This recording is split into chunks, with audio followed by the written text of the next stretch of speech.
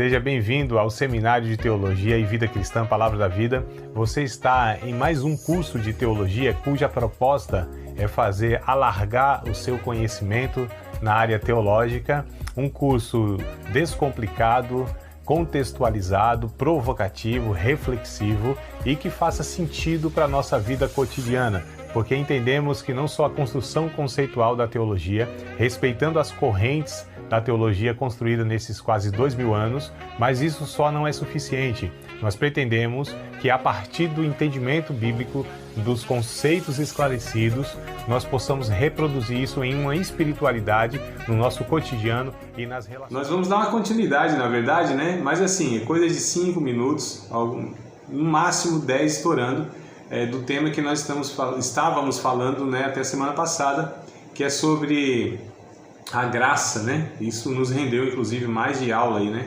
Umas 2 aulas e ainda um pedacinho dessa aqui vai nos consumir. Mas vamos lá, só para a gente fechar, pelo menos tentar amarrar uma pontinha que ficou. Nós paramos, eu não sei se foi isso, vocês me corrijam se não foi, tá? Sobre a graça de Deus, que não é apenas justificação do pecador, né? Mas uma nova natureza gerada nele. Portanto, transforma paulatinamente na imagem de Cristo, ou seja, pouco a pouco, né? Essa palavra paulatinamente é como se fosse degrau a degrau, tá? Vai transformando. E, bom, deixa aqui, na Cláudia a gente vai entrar por outro vídeo aqui. A graça, eu coloquei isso aqui, ó, que eu acho bem importante. A graça não é a permissão para uma vida sem responsabilidade, né? Como uma graça barata, por assim dizer, tá? Essa frase, ela não é minha, né? É de um teólogo famoso, um pastor alemão, e a piada que eu sempre faço é que pastor alemão não fala latim, né? Pastor alemão lá no tempo de Hitler, né? Ele foi perseguido e morto, inclusive, pelo nazismo. Pastor chamado Dietrich Bonhoeffer. Então ele escreveu sobre a graça barata, ou seja, essa ideia de que se estamos na graça, né, se em nós não há mérito, se eu não posso fazer nada para contribuir para a minha salvação, então vamos viver de qualquer forma, porque é Deus mesmo que faz tudo, né? O perdão de Deus, a graça de Deus, enfim, né? Onde abunda o pecado, superabunda a graça. Aí ele combateu essa ideia, dizendo, não, a graça não é barata, né? A graça, ela não é essa proposta de uma vida de irresponsabilidade, tá? Não é porque tudo vem de Deus, ele é o autor e o consumador da nossa fé, ele opera tudo em todos, tanto querer quanto efetuar, né? É Deus de fato que realiza toda a salvação sem a ação do homem, né? Não é por conta disso, dessa compreensão e dessa verdade, que a gente vai ter uma vida desregrada. Pelo contrário, a graça de Deus, ela nos transforma, né? A graça de Deus, ela é uma vida baseada em um relacionamento, né, que tem os seus alicerces no amor e na gratidão. Então, assim, não me custou nada a salvação, custou a Deus enviando seu Filho. Jesus morre em meu lugar. Então, baseado nesse amor e na gratidão, aí eu vivo uma vida que honre a Deus, que glorifique a Deus, né? Uma vida que de fato manifeste a natureza de Deus, tá? Então, só para a gente entender que graça não é assim uma licença para pecar, porque o perdão de Deus ele é infinito, não é bem por aí, né? O que nós podemos fazer? Eu coloquei aqui de uma forma provocativa, né? O que podemos fazer para contribuir na nossa salvação? Alguém disse assim, o que a gente... Na salvação, nós entramos com uma coisa, que é com os nossos pecados. Então, é o que a gente contribui, a gente põe os nossos pecados lá e é o que a gente pode fazer. Mas há um texto bem interessante em Salmo 116, versos 12 e 13. Salmo 116, versos 12 e 13. Eu acho bem interessante, bem provocativo, né, esse trecho aqui, porque ele diz assim, ó: que darei eu ao Senhor por todos os benefícios que me tem feito? Porque infelizmente há uma mentalidade, assim, mas na enormidade, na grande maioria da cristandade no Brasil, tá? Muitos evangélicos, eles pensam que se eles fizerem isso ou aquilo, vai favorecer a bênção de Deus na sua vida. Não, amados. A palavra favor já é isso, né? Aliás, a palavra graça, melhor dizendo, já é isso, favor imerecido. Aí, só que entra sempre nessa questão, né? Quando a gente vai falar sobre graça, esse conceito, fala, André, já que é favor imerecido, se eu não mereço, então, aí Paulo combate isso, o apóstolo Paulo em Romanos. Não, de modo nenhum. Não é porque a bênção de Deus, a graça de Deus, a ação de Deus independe do homem, que nós vamos viver de qualquer maneira, não, amados, né? Então, esse pensamento, ele desde a época de Paulo tinha, e ele combate lá. Mas vamos lá. Então, o que nós podemos dar, né, ao Senhor por todos os benefícios que Ele nos tem feito? Aí o verso 13 do Salmo 116 diz assim, ó: tomarei o cálice da salvação e invocarei o nome do Senhor. É o que nós podemos fazer, né? Então nós tomamos, ou seja, assumimos, né? Tomamos posse, por assim dizer, tomamos posse, como uma palavra aí que o povo gosta, né? Toma posse.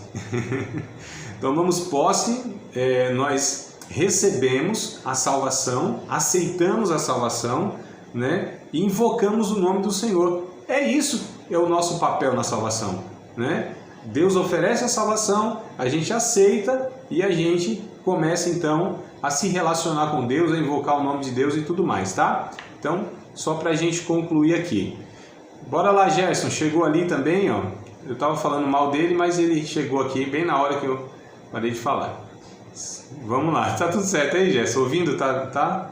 Então vamos. Certinho, atrasei, mas entrei. Graças a Deus, ó. Como diz o texto bíblico, né? Antes tarde do que nunca. Então. Sim, texto bíblico. Vamos lá, o povo fala tanta coisa aí que tá na Bíblia, né? Tá na Bíblia, você vai ver, não tem nada na Bíblia. Mas vamos lá. O conceito de graça parece ser uma ideia muito simples, né? Chamamos a atenção para a bondade pura e simples de Deus, e particularmente para a alegria e a liberdade com que Ele acolhe o pecador, né? Apesar do fracasso deste. Então, o conceito de graça é isso mesmo. É a simplicidade da bondade de Deus, da pureza de Deus, do amor de Deus, acolhendo o pecador, apesar dele. Então Deus não salva por causa, é apesar de. E isso é interessante que não é só em relação à salvação, o ato de salvação, é em relação a toda a vida do salvo, a toda a vida do crente, por assim dizer, né? Então isso segue essa lógica, essa ideia, esse relacionamento, essa postura de Deus. Não é só para a salvação, é em todo o relacionamento, amados. Então é isso que a gente precisa entender, que às vezes as pessoas elas falam assim, não, fui salvo pela graça, né? Não merecia nada, estava morto nos meus pecados, aquela coisa toda, tá? Mas isso segue também o resto da vida. Ou seja, essa é a ênfase, né, desse tema, desse fundamento aqui que nós estamos chamando de graça, aliás, que a Bíblia chama de graça, né? É justamente isso, que não há em nenhum momento da vida do salvo ou do ser humano, por assim dizer, que seja fora desse relacionamento de graça. Alguns pensam, nossa, André, a época da graça, né, o Novo Testamento, não, amados. A gente até fala essas coisas, mas isso também não tem base bíblica. Ah, mas tinha a época da lei e agora a época da graça? Não, a salvação sempre foi por causa da graça de Deus, por meio da fé. A salvação ela nunca se deu pela observância das leis. Mas assim, André, não podia, se a pessoa ela observasse, obedecesse toda a lei, ela não seria salva? Sim. A minha pergunta é, quem atendeu isso? Nenhum ser humano. Esse é o ponto. Então, salvação nunca se deu fora da graça de Deus. Antigo e Novo Testamento, sempre Deus salvou por sua graça, mediante a fé. Eu acho que eu já falei para vocês do texto de Hebreus, capítulo 11, versículos de número 30. Eita, agora, hein? 35, eu acho? Vamos ver lá. Não, é tudo isso não. É antes. É antes. É capítulo 11, isso aí eu tenho absoluta certeza, né? Só o versículo agora que eu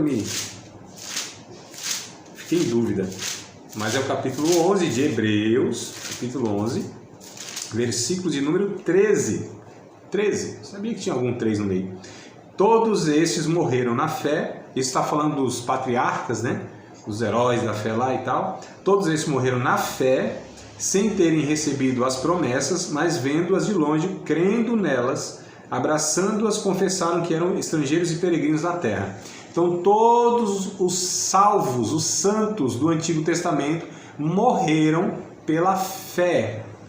O que eles acreditavam? Qual era a fé deles? Em quem? Era no Messias. Essa era a promessa dos profetas do Antigo Testamento. O Messias virá. Lembra de Jó, amados? Né? O Jó, deixa eu ver aqui também se eu acho esse texto. São textos que eu acabei não separando exatamente aqui, né? Vai vindo aqui na mente conforme a gente vai discorrendo do assunto. Mas acho que é capítulo 15 de Jó.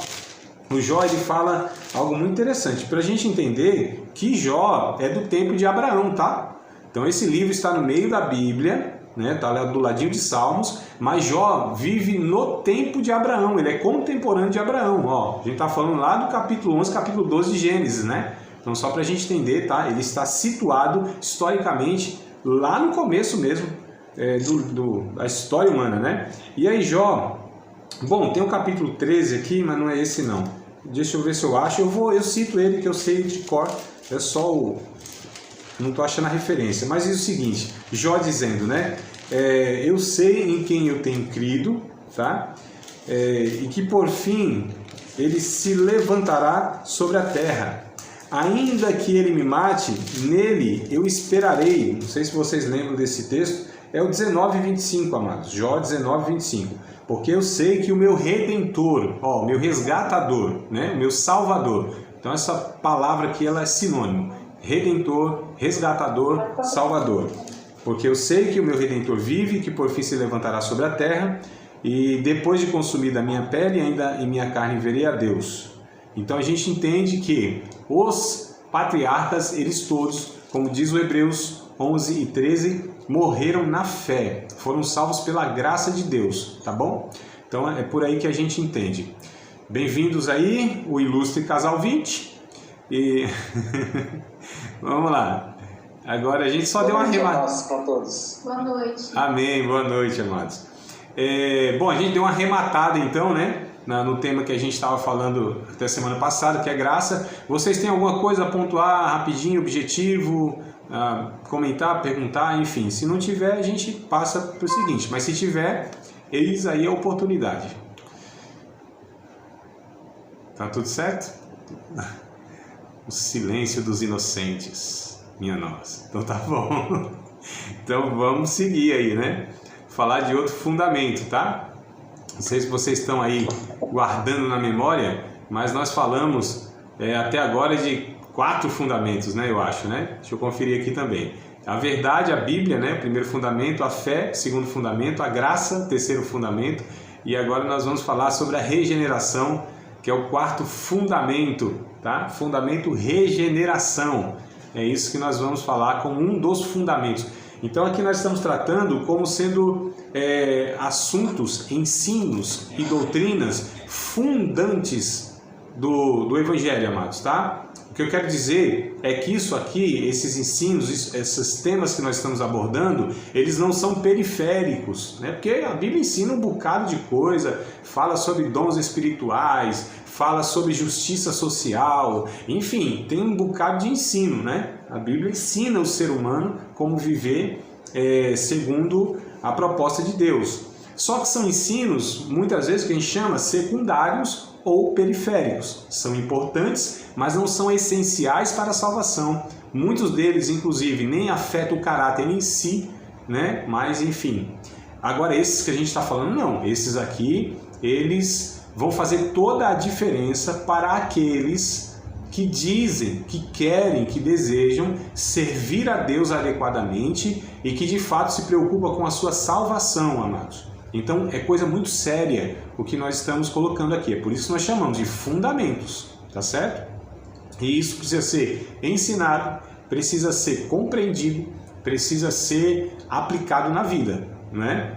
E infelizmente, às vezes a gente não tem essa proposta desses temas serem abordados de uma maneira como a gente está fazendo aqui, mas isso é fundamental. E qual é a minha sugestão? É que todos nós possamos replicar isso, que a gente não tenha isso só para um benefício nosso, a edificação nossa, né, que a gente possa compartilhar. Então eu sei que tem irmãos aqui, né, pastoreiam, pregam, são líderes, têm oportunidade de compartilhar a palavra, enfim, então para a gente reproduzir esses conteúdos na vida das pessoas que Deus assim nos der oportunidade, tá? É isso que eu estou fazendo com vocês.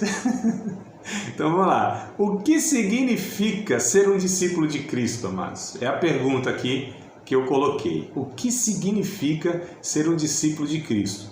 Porque, infelizmente, tem pessoas que elas têm ideias equivocadas a respeito do que é ser um cristão, né? Ah, se eu não assisto novela, não bebo café, vocês acreditam num negócio desse? Tem gente... Isso não é uma coisa assim... eu não sei se vocês sabem, mas os escritos de Ellen Goldwhite, né? Que é uma das... Aliás, é a profetisa dos adventistas do sétimo dia. E lá nos seus escritos, que eles consideram em pé de igualdade com a Bíblia, ela fala a respeito do pecado de tomar café. Vocês acreditam num negócio desse? Não é uma coisa de doido? Mas é isso aí, ó. Então, assim, você tem coisa que, né... A Mormon também, pastor. O quê? A Mormon, você não podia tomar café, porque ele fala que faz mal para a saúde, porque tem um componente, não só café, como chá preto, chá verde, alguns tipos de chá. É sério. Não, então, você vê que são coisas... porque assim, eu brinco, né? Deus disse pra gente ser diferente, alguns querem ser esquisitos, né? Então essas esquisitices, né? Eu já... Claro que eu não vou... Senão a gente vai dar pano pra manga, eu vou falar um bocado de coisa aqui. Mas assim, um rapaz, um dia, um irmão... Ele não me cumprimentou, né? Aquela saudação dos crentes, né? Porque eu tava de calça jeans. Então, para ele, o crente tinha que se vestir de roupa social e tal. Então, tem essas coisas loucas, né? Eu estou citando aqui coisas bem fútil, mas só para a gente entender o que vai sendo formado na cabeça das pessoas em relação a ser crente, né? A ser um discípulo de Cristo, né? As pessoas às vezes colocam critérios e características que falam isso aqui de fato não tem sentido, não tem apoio bíblico, não tem nexo, enfim, né? Fala, meu Deus, como chegar a essa conclusão? Eu só coloquei essas coisas mais esdrúxulas, né? Mais extremadas, para a gente entender que tem um bocado de coisa que muitas vezes é apresentado como sendo necessário, né? Indispensável para ser um cristão, quando a gente vai ver na Bíblia, não.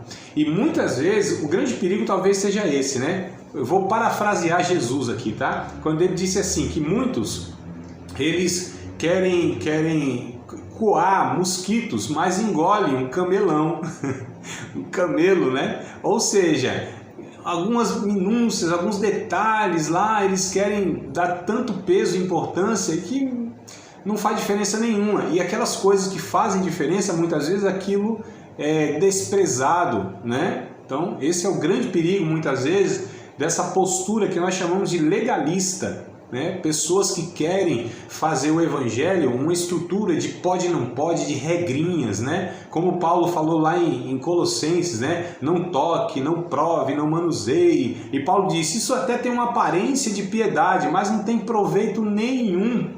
Olha o que Paulo fala lá em Colossenses, né? Para não falar outros... Carta aos Gálatas, inclusive, toda a carta aos Gálatas, ele combate o legalismo, né? Enfim, ele vai falar em outras passagens mais. Mas vamos lá. O discípulo de Cristo é aquele que é nascido de novo, ou seja, foi regenerado por meio de uma resposta a um chamado. Romanos capítulo 8, versículo de número 30, Romanos 8 e 30, eu quero partir desse texto para que a gente possa desenvolver essa ideia, tá certo? Do que significa ser um cristão. Então, eu coloquei discípulo de Cristo, na verdade, não coloquei nem cristão aqui, né? Discípulo de Cristo, porque cristão às vezes está uma palavra, não que não seja bíblica, mas ela está meio misturada com um monte de outras religiões aí que também se denominam cristãos, né? Mas coloquei discípulo de Cristo, tá? Então, o que significa ser um discípulo de Cristo? Bom, a primeira coisa significa que a pessoa, ela nasceu de novo. É básico assim, ela nasceu de novo. Então é uma ação do Espírito Santo, do próprio Deus, regenerando, gerando novamente, né, por assim dizer, ou aliás, gerando uma nova natureza na vida da pessoa. Então Romanos capítulo 8, versículo número 30, diz assim, ó: e aos que predestinou, a esses também chamou, e aos que chamou, a esses também justificou, e aos que justificou, a esses também glorificou. Então olha só, Deus em Cristo Jesus, né, escolhe em Cristo Jesus as pessoas, e de antemão elas são destinadas ao céu. É isso que a Bíblia chama de predestinação. Então todo aquele que atendeu um chamado de Deus, né, Deus o chamou através da pregação do Evangelho, que anuncia o Cristo, exatamente esses passos aqui, tá, amados? Então, por meio de Cristo, o Evangelho é pregado, Cristo é apontado, a pessoa atende o chamado, né? Estou falando de Romanos capítulo 10, por exemplo, né? Romanos capítulo de número 9, por exemplo, 9 e 10, né? Que vai falar isso, que se com a tua boca confessares, se com o teu coração creres que Jesus ressuscitou dos mortos, e então será salvo, aquela coisa toda, né? A fé vem pelo ouvir, e ouvir a pregação de Cristo, enfim, juntando aí esses textos, tá? Estou elaborando aqui essa ideia. Então, Deus, ele escolhe em Cristo Jesus, né? E esses que ele escolhe, né? Ele chama, e ele, olha o que diz aqui a sequência, justifica. Então, escolhe de antemão, chama-se de predestinação em Cristo Jesus. Lá em Efésios capítulo 1, Paulo, ele vai repetir essa ideia, né? Em Cristo, né? Nele fosse chamados, né? Predestinados nele, em Cristo. Então, nós fomos predestinados em Cristo, nós fomos chamados, justificados, porque o que ele predestina foi o que ele chamou, e o que ele chamou ele justifica, ou seja, ele declara inocente. Então olha como é Deus fazendo tudo sem a ação humana, amados. É só uma resposta que o ser humano vai dando, né? E aí, os que justifica, né, aos que justificou, esse também glorificou. O que o texto está dizendo é que do início ao fim, tá certo? Nesse processo de salvação, é Deus que age, é a ação de Deus, né? Então a gente percebe isso aqui. Então o discípulo de Cristo é aquele que nasceu de novo. Começa por aqui. Como se entra no reino de Deus, né? Como que se pertence ao reino de Deus? Pode frequentar uma igreja desde criancinha, desde menino, porque tem aqueles que nasceram num contexto onde os seus pais eram evangélicos, né? Então eles nasceram, como a gente fala, nasceu num berço evangélico, né? É uma figura de linguagem, né, irmão? Porque um dia até brincaram comigo, você nunca viu um berço falando língua estranha, um berço evangélico, por assim dizer, mas é uma figura de linguagem, a gente entende, né? Então assim, aqueles que desde criancinha estavam na igreja e tal, isso não garante nada. Às vezes as pessoas passam lá a sua infância e juventude e até fase adulta dentro de um contexto de igreja protestante, mas nunca se converteram.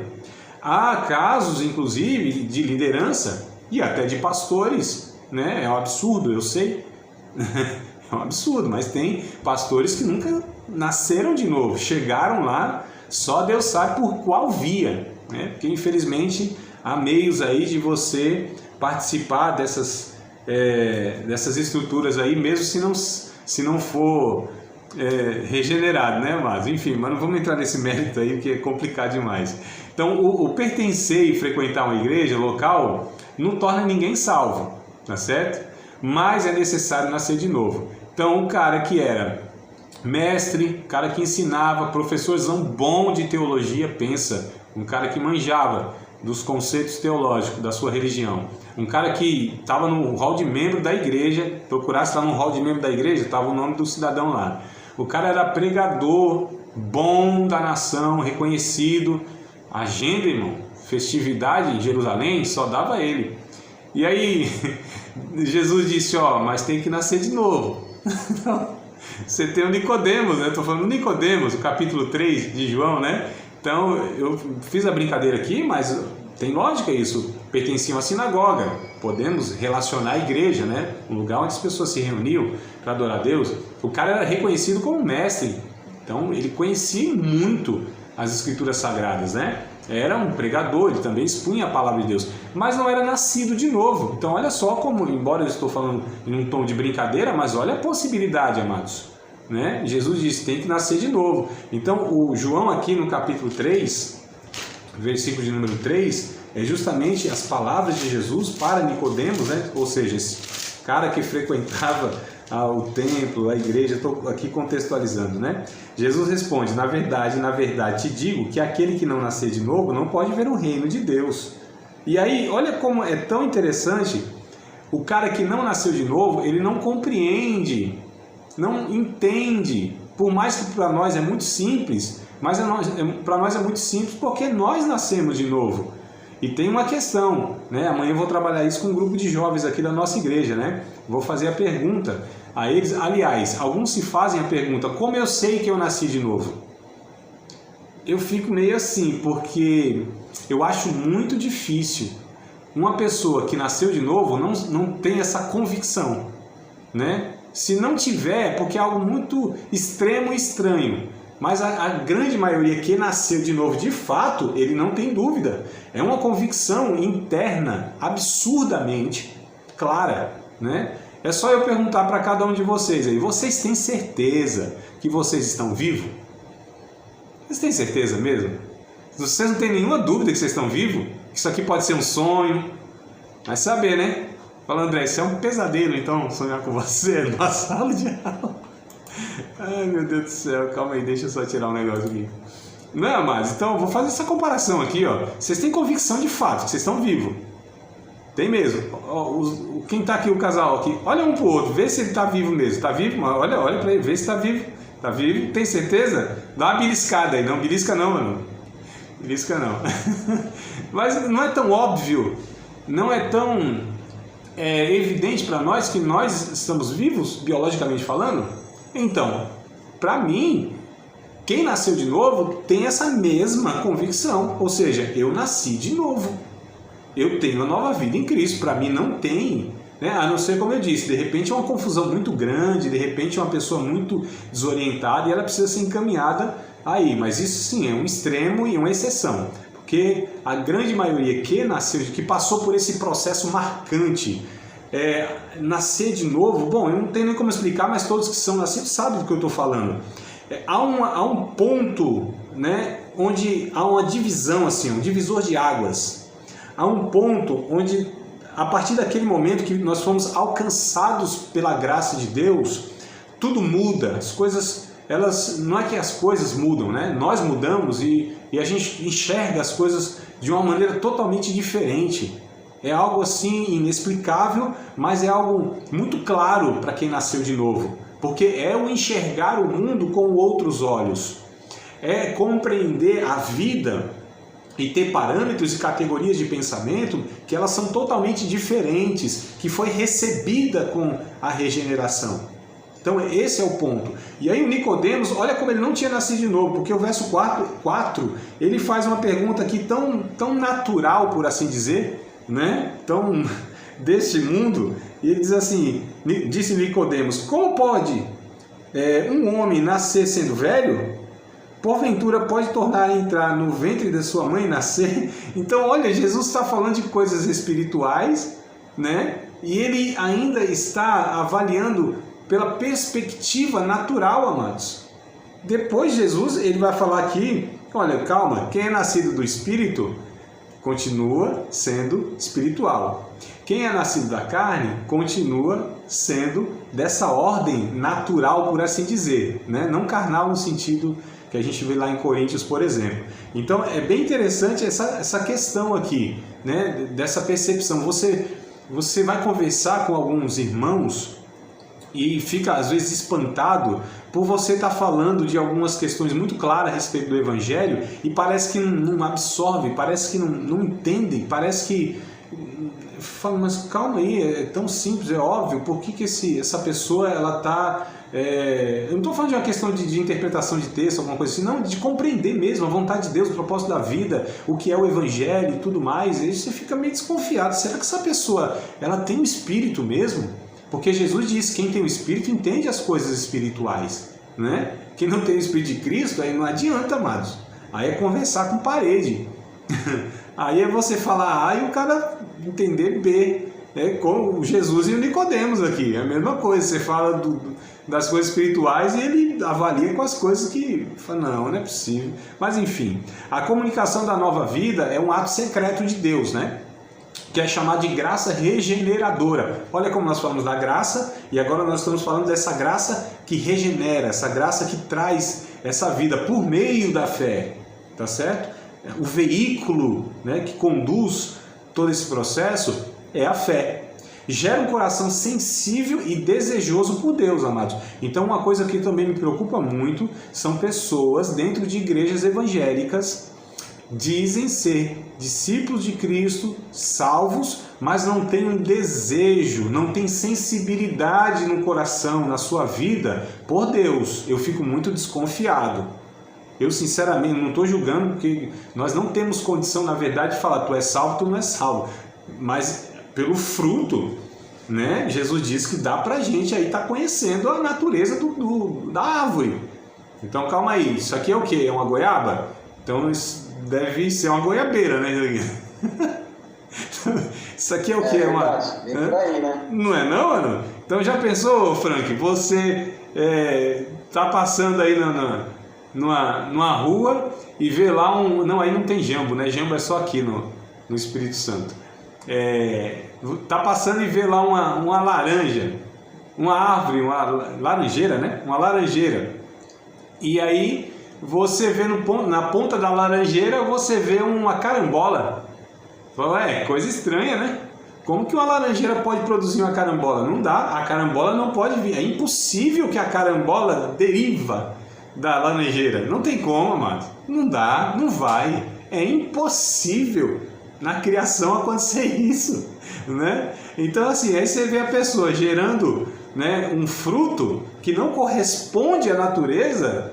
É muito complicado, a gente vai ver daqui a pouco. Vamos pegar um texto bíblico para a gente exemplificar isso melhor, tá? Mas só para a gente entender. Vamos ler Ezequiel capítulo 36, versículos de número 26. Ezequiel 36 e 26. Fala, André, mas no Antigo Testamento você não sempre fala que a gente tem que buscar as coisas no Novo Testamento? Sim, se preocupe não, que a gente parte lá do Antigo, mas a gente chega aqui no Novo daqui a pouco. Então, Ezequiel capítulo 36, versículos de número 26, Deus disse que faria um conserto, que tiraria um coração de pedra, né? E daria um coração de carne. Olha só, daria o espírito dele. Isso lá em Ezequiel, que eu não estou nem lendo Ezequiel, eu vou ler aqui a citação de Ezequiel no Novo Testamento, tá? Então Ezequiel 36, 26, começa lá essa promessa, essa aliança que Deus faria com o povo. E isso é citado em Hebreus capítulo 8, né? Versos 10 em diante. Então capítulo 8 de Hebreus, tá? Só citei lá o começo, para a gente ver aqui que no Novo Testamento é o que vai sendo ratificado. Porque este, capítulo 8 de Hebreus, verso 10 em diante. Porque este é o concerto que depois daqueles dias farei com a casa de Israel, diz o Senhor. Porém as minhas leis no seu entendimento e em seu coração as escreverei, e eu lhes serei por Deus, e eles me serão por povo. E não ensinará cada um o seu próximo, nem cada um o seu irmão, dizendo, conhece o Senhor, porque todos me conhecerão, desde o menor até o maior. Olha que coisa interessante, amados, que esse aqui é o que o autor fala, né? Lá citando indiretamente aqui, ele não cita, né? Fala, foi lá Ezequiel que disse, mas a gente sabe que é o Ezequiel lá, capítulo 36, verso 26. A gente percebe aqui que antes não havia essa ação regeneradora, estou falando do Antigo Testamento, essa ação regeneradora tão impactante, tão evidente na vida daquelas pessoas. Eles eram regidos pelas leis, pelos profetas, né? Por aquelas ações externas de Deus, por assim dizer, ou esses meios externos de Deus. A gente sabe que o Espírito Santo, ele vinha sobre pessoas bem específicas em toda a nação, era povo de Deus. Só que o Espírito Santo vinha lá sobre profetas, sobre reis, sobre sacerdotes. Essas três figuras, amados. E todo o povo ficava na dependência dessas três figuras os orientarem a respeito de quem era Deus, a vontade de Deus e tudo mais. Então era uma lei externa, e Deus disse, não, eu vou pôr a lei, eu vou escrever a lei no entendimento de vocês, no coração de vocês, vou tirar esse coração de pedra, ou seja, insensível, né? Que não tem vida, e vou dar um coração de carne, um coração que pode sentir, que pode compreender. Coração aqui não entenda como órgão, né? Mas como o íntimo, o âmago do ser humano. E vou pôr em vocês o meu espírito. Vocês vão ser o meu povo, eu vou ser o Deus de vocês. Vocês não vão ter necessidade dessas figuras externas guiando vocês, porque todos me conhecerão. Olha que coisa linda, amados. Um Deus que se relaciona com cada um de nós. Então, queridos, eu perco até o raciocínio. Foi mal aí, professor. Vamos lá.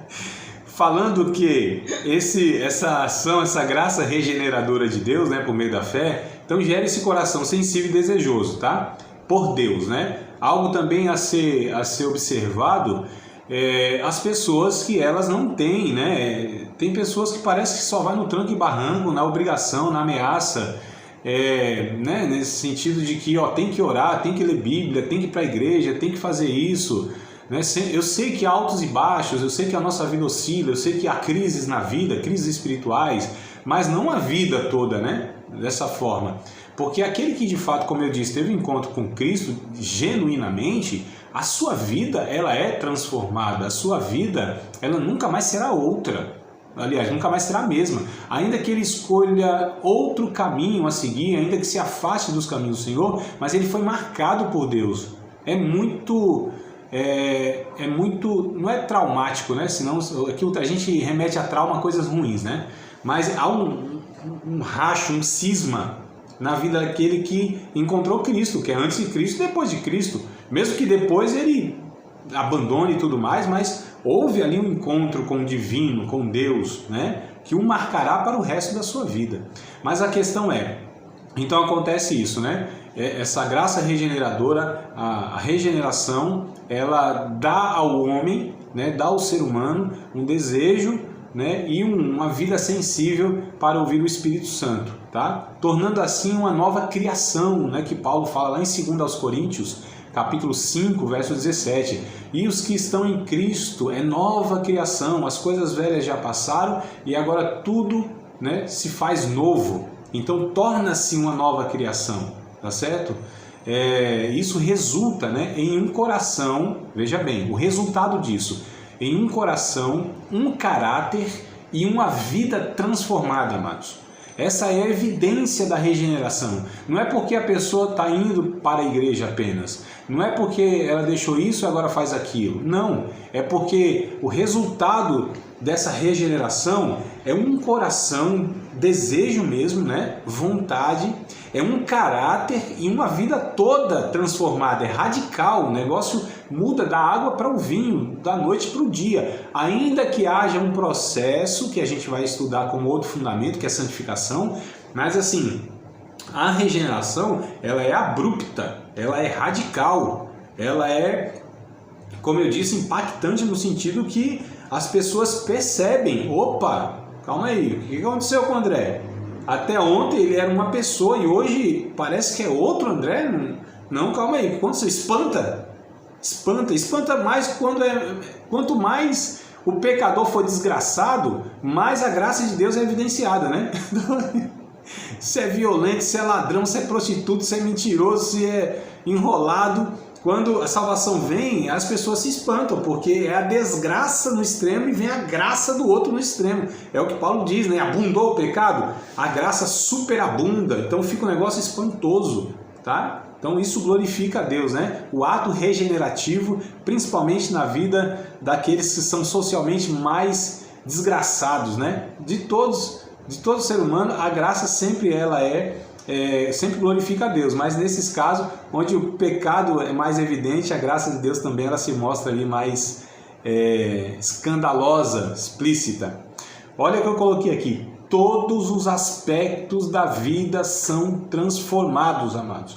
Eu estou falando aqui de uma regeneração genuína, de um novo nascimento verdadeiro, de uma pessoa que de fato encontrou Cristo, né? Então eu vou falando aqui, até eu mesmo falando, rapaz, mas é isso mesmo? Porque muitas vezes a gente não percebe essa radicalidade na vida de tantas pessoas, mas é isso, amados. É por isso que nos chama a atenção quando não há essas coisas. Alguma coisa está errada, alguma superficialidade, né, nessa pessoa que se declara um evangélico, um cristão. Se não há essas evidências aqui, é algo a ser questionado, né?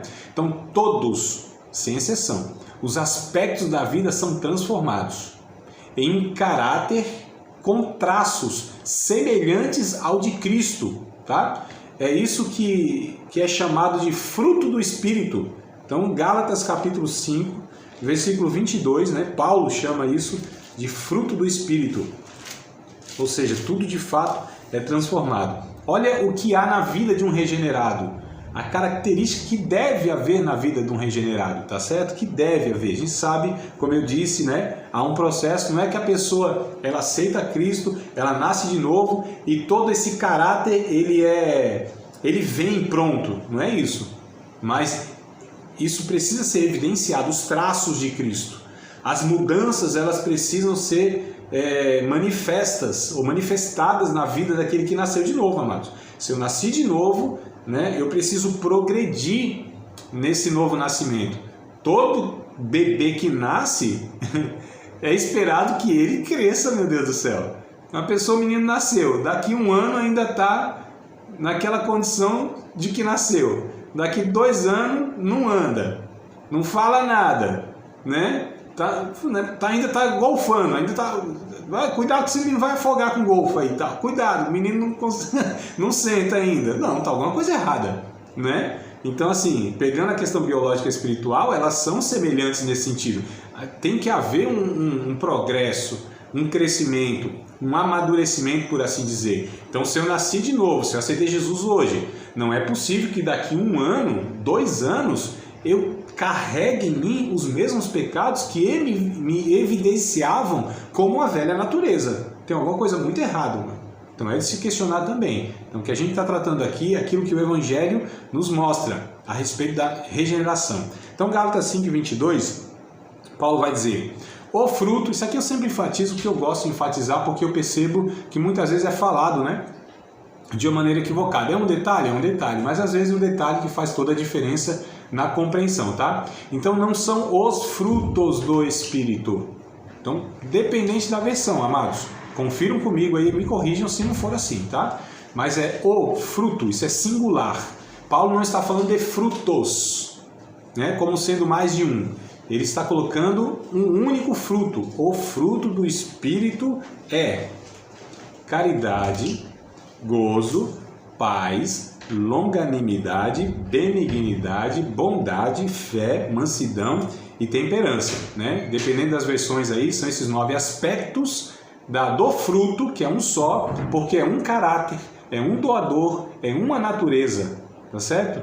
Então a gente sempre exemplifica também, né? Como acho que a fruta que talvez dá pra gente fazer isso melhor, que é a mexerica. A mexerica, ela tem gomos, né? Tem um gomo lá, dependendo eu ia falar da versão, mas é da versão, do estado, né? Fala bago, 1 bago, 2 bagos, né? Os gomozinhos lá, acho que a maioria tem por gomo, né? Que é do Nordeste lá que vai falar bago, deu um bago, a gente já sabe o que é. O bago da jaca é bago também. Mas então assim, você tem a mexerica, imagine, né? Esse fruto como sendo a mexerica com 9 gomos. São 9 aspectos de um mesmo fruto, tá? 9 virtudes, qualidades, aspectos de uma mesma natureza. Esse é o ponto. Então esses são os traços semelhantes daquele que foi regenerado, né? Então quem aceita esse chamado, como a gente falou, recebe uma nova natureza que deseja viver uma vida em relacionamento com Deus, amados. O que resulta essa nova natureza em atender esse chamado? Resulta em um desejo de viver uma vida de relacionamento com Deus, quer conhecer mais Jesus. O capítulo 11 de Mateus, verso de número 28 e 30, muito conhecido, né? Tem textos bíblicos que eles são mais conhecidos do que outros, né? Mais lidos, mais pregados, enfim. E um deles é esse aqui, onde Jesus ele vai falar a respeito dessa questão? Parece que não, mas ele está falando sobre natureza aqui, sobre relacionamento com ele, tá? Às vezes as pessoas leem aqui como sendo uma questão de outra ordem, mas é exatamente isso aqui, ó.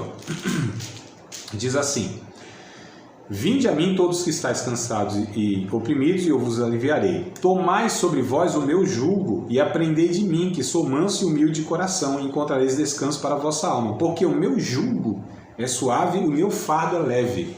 Aqueles que são do campo também, ou aqueles que, né, já teve algum contato aí, sabe o que é um jugo, né? É um instrumento, por assim dizer, uma peça que se coloca em dois animais, né?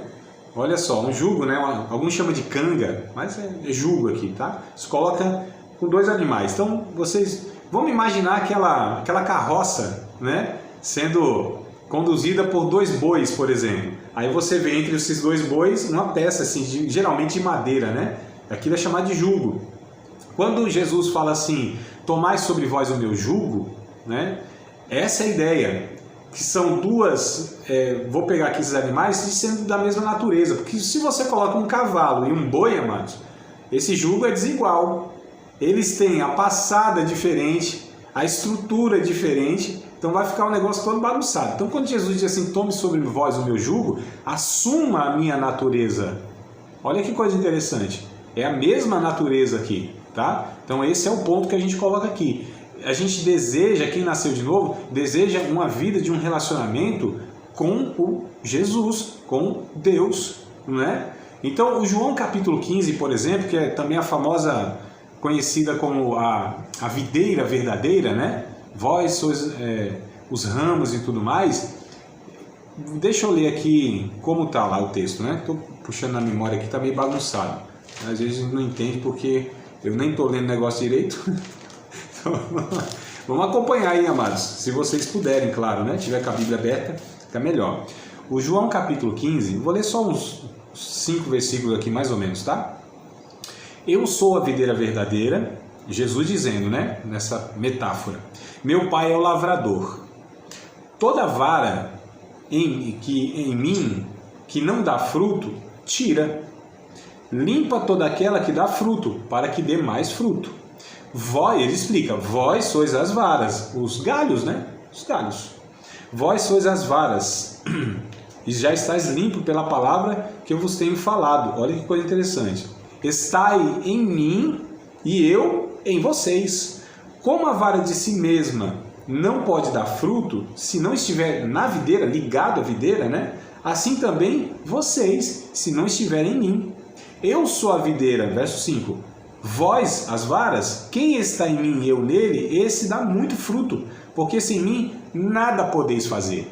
Então, olha a comparação que Jesus fala, que é o que o Paulo diz lá em Gálatas. O fruto aqui, amados, dar fruto, não entenda como realizações, volume, ganhei 200 almas, li a Bíblia 200 vezes esse ano, oro 10 horas no dia, e não são esse aspecto de dar muito fruto, fazer muitas coisas, não. Dar fruto aqui é reproduzir a natureza da árvore, lembra? Da goiaba? Então, uma goiabeira produz o que, amados? Goiaba. Não pode produzir carambola? Ora, bolas, não tem como. Como diz meu filho pequeno, carambola? Então não pode, não tem como. Aqui é a mesma coisa, amados. Se nós estamos em Cristo, nós temos que manifestar, reproduzir, resultar na natureza de Cristo, tá certo? Então, videira produz uva. Nós temos que ser essas uvas, né? Para dar alegria a esse mundo triste. Bom, enfim, vamos lá. A evidência da resposta, deixa eu ver se eu vou conseguir completar aqui, acho que sim, né? Falta 2 minutos só ali.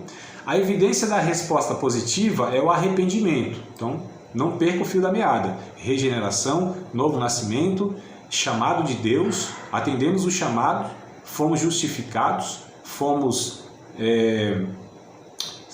justificados, né, que diz, e depois glorificado, é isso, né? Só que nesse chamado, nós respondemos. Como é essa resposta?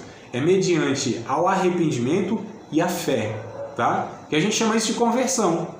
Simples assim. né? Então, como se atende esse chamado? Como a pessoa ela responde a esse novo nascimento? Responde com arrependimento e fé. E aí nós chamamos isso de conversão, né? Conversão é facinho, né? Então tá indo aqui, ó, fez isso aqui, ó, conversão. Tava indo no rumo, né? Ó, vós que andastes no curso deste mundo, ó, aí fizemos isso aqui, ó, meia volta, vou ver aqui, ó, convertemos, né? Estávamos andando segundo o curso deste mundo, agora mudamos de direção e voltamos da rebelião, agora nos convertemos a Deus. Então, arrependimento e fé é o sinônimo de conversão. Quando a gente lê Romanos capítulo 12, verso 1 e 2, Romanos 12, verso 1 e 2, Paulo disse: rogo-vos, pois, irmãos, pela compaixão de Deus, que apresenteis os vossos corpos santo, vivo, né? Santo, vivo, santo e agradável a Deus, que é o vosso culto racional. E não vos conformeis, ó, não se amodele com este mundo, não vos conformeis com este mundo, mas transformai-vos pela renovação do vosso entendimento, para que experimenteis qual seja a boa, agradável e a perfeita vontade de Deus. Então essa palavra transformai-vos, né? Ela é sinônimo de arrependimento, transformação, arrependimento, mudança, esse é o sentido. Que o texto lá no original é a famosa palavra metanoia, né? Que é a conversão, é a expansão da mente, né? Meta-nous, tá? É a junção de duas palavras, né? No grego, meta, que é para além, né? E nous, né? É mente. Então, a mente que se expande, a mudança que houve, né? Nessa mudança há uma conversão, há uma mudança de vida, de transformação em todos os aspectos, os setores da sua vida, como a gente está falando aqui. Então, esse arrependimento significa uma decisão consciente de se afastar dos nossos pecados, né? Dos seus pecados, e a fé para viver para Cristo pelo resto da vida, amados. Eu vou ler aqui 1, 2, 3, 4 textos aqui e eles são autoexplicativos, tá? Então vamos só acompanhar aqui, eu encerro nesses 4 textos aqui para mostrar essa questão do arrependimento. Conversão e arrependimento pela fé. Colossenses 2 e 6. Ó, então, essa é a decisão consciente. Então a pessoa que ela nasceu de novo, ela recebeu a lucidez. Preste atenção aqui, ó. Ó só. Nós vamos ler aí, procure, mas tente me ouvir. Ela recebeu a lucidez, amados. Quem aceita Jesus não fica doido, não fica desequilibrado, não fica um alienado, pelo contrário, ele recebe a luz, ele recebe a mente de Cristo, ele recebe a clareza de todas as coisas, não é? Ele fica lúcido, recebe luz. Então, Colossenses capítulo de número 2... Se eu achar Colossenses, eu vou ler com vocês, eu prometo. Colossenses, capítulo 2, versículo 6, diz assim, ó, Paulo dizendo, né? Como, pois, recebestes o Senhor Jesus Cristo, assim também andai nele. Então, recebeu ele, ande nele. Olha só, né? Então, recebeu Jesus, ande nele também, esteja nele, né? Continue nele. Então, não é aquela questão, nasci de novo, mas não há continuidade. Nós estamos falando de essa progressão mesmo, né? Essa mudança de direção. Estamos indo ao encontro agora, ou melhor, estamos andando o caminho que Jesus disse para nós andarmos. Qual é o caminho que Jesus disse para nós andarmos? Ele disse, eu sou o caminho. Então não é que a gente vai para um lugar. Não, amado, nós estamos nele. Jesus é o locus de Deus. Jesus é o lugar onde nós devemos estar na vida de conversão. Então nós não vamos para um lugar, amados. Nós já estamos em Cristo. Essa é a ideia do Evangelho. Ah, eu vou para o céu. Eu estou nem aí com o céu não, eu quero é Cristo. Se é no céu, bem. Está tranquilo, não tem problema. Meu negócio não é o céu, meu negócio é estar em Cristo. Porque se Cristo falar, André, foi mudado os planos, o céu lá está meio bagunçado, está meio zoado, vamos para o inferno comigo? Demorou, Jesus, é com o Senhor eu vou. Jesus chega no inferno, apaga o fogo, expulsa o diabo, aquilo vira uma maravilha. Porque Ele está lá. Né? Então vamos lá. Gálatas 2:20. Gálatas 2:20 diz assim: Já estou crucificado com Cristo e vivo, não mais eu, mas Cristo vive em mim. Olha que coisa interessante. O mesmo Paulo que diz que nós vivemos em Cristo, diz que Cristo vive em nós. Olha o relacionamento, amados. Vou usar uma palavra bonita aqui. Olha a amálgama, olha a simbiose, olha a conjuminação, a harmonia, né? Olha só o chiclete no cabelo, coisa que não se separa mais.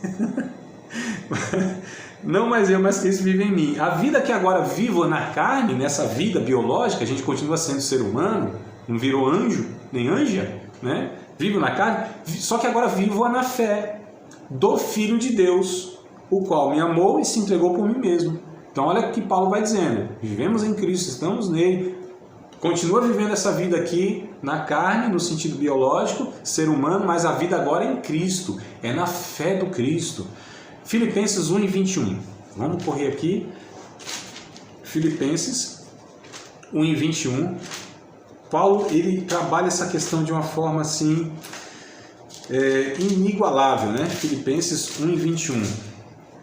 Ele diz assim: porque para mim o viver agora é Cristo e o morrer é lucro, ganho, não importa mais. Nasci de novo, estou em Cristo, tenho uma nova vida, a vida eterna inclusive. Então viver é Cristo. E a morte agora já também não faz diferença nenhuma, amados. Olha que coisa linda, né? Porque nasci de novo. É uma vida que não pode ser mais chupada pela morte. Não pode, pelo contrário.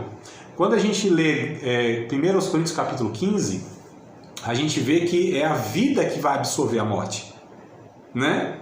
Olha só. Então, 1 Coríntios capítulo 15, verso 51 ao 58. Eis que vos digo um mistério, nem todos dormiremos, mas todos seremos transformados num momento, num abrir e fechar de olhos, ante a última trombeta, porque a trombeta soará. Isso que é mortal se revestirá de imortalidade. Isso que é corruptível se desfaz, o corpo, né? Morre mesmo, vai caindo tudo, não tem jeito, para homem, para mulher que sabe muito mais da lei da natureza, que cai mesmo tudo. Então isso que é corruptível, isso se revestirá da incorruptibilidade. E quando isso que é mortal se revestir da imortalidade, e quando isso que é corruptível se revestir da incorruptibilidade, então cumpre-se a palavra que está escrita: tragada, chupada, absorvida foi a morte na vitória. Mas graças a Deus, olha que coisa interessante, Paulo, ele vai falando, glória a Deus, é isso aí mesmo. Paulo vai dizendo, porque a força do pecado é a lei. Onde está inferno a tua vitória? Onde está a morte o teu aguilhão? Mas graças a Deus pelo nosso Senhor Jesus Cristo, portanto, meus amados irmãos, sede firmes e constantes, sempre abundantes na obra do Senhor, porque a vossa obra tem uma recompensa. Olha, amado, o que a regeneração faz? Ela aniquila a morte, não é? Porque é tanta vida, essa vida é muita vida, é vida que transborda, é vida que acaba com a morte. Colossenses 3, 1 e 2, e eu encerro aqui nossa aula e esse ponto, tá? Colossenses 3, 1 e 2. Portanto, se já ressuscitasse com Cristo, eu acho interessante Paulo, né? Ele fala, se vocês têm o Espírito de Cristo, se nasceram de novo. Então Paulo sabe da realidade, amados, que nem todos que são de Israel são israelitas. Né? Usando o texto do próprio Paulo aqui, né? Nem todos aí que estão na igreja, pode ser que seja de outra igreja, outra sinagoga né? Falei nada, vocês estão imaginando aí o texto lá de Apocalipse. Então, e é verdade, né? Então Paulo é interessante. Se já ressuscitasse com Cristo, porque ele entende essa possibilidade. Muitos religiosos, muitas pessoas estarem nesse contexto. Paulo lidou com isso a vida toda, amados. Obreiros fraudulentos, pastores que eram lobos, falsos cristãos, ele diz, né? Falsos irmãos, obreiros cães, incircunciso. Então Paulo sabe de toda essa laia, aí que muitas vezes é o chamado joio no meio do trigo. Isso sempre houve, amados, não é privilégio nosso, não. Agora a gente precisa ter muito cuidado. Será que sou eu? Vamos lá. Vou acabar a aula logo assim, né? Numa frase tão desanimadora, né? Mas... Portanto, se já ressuscitasse com Cristo... Nem levantou o braço mais agora, né? Vamos lá. Portanto, se já ressuscitaste com Cristo, buscai as coisas que são de cima, onde Cristo está sentado à destra de Deus. Pensai nas coisas que são de cima, não das que são da terra.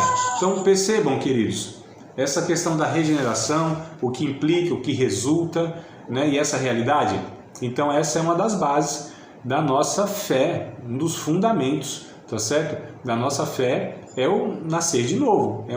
Tem que haver uma mudança radical que seja evidenciada por esses pontos que nós colocamos aqui. Participar de mais uma aula de um dos nossos cursos, Seminário de Teologia, Vida Cristã, Palavra da Vida. Espero que tenha te abençoado, não só alargado o seu conhecimento teológico, mas que tenha também atingido o teu coração para que você possa, a cada dia mais, reproduzir a vida de Deus nas suas relações cotidianas. Se você ainda não é aluno oficial de um dos nossos cursos, se inscreva aqui no contato que vai aparecer do WhatsApp. Também nos siga nas redes sociais, se inscreva no nosso canal, compartilhe à vontade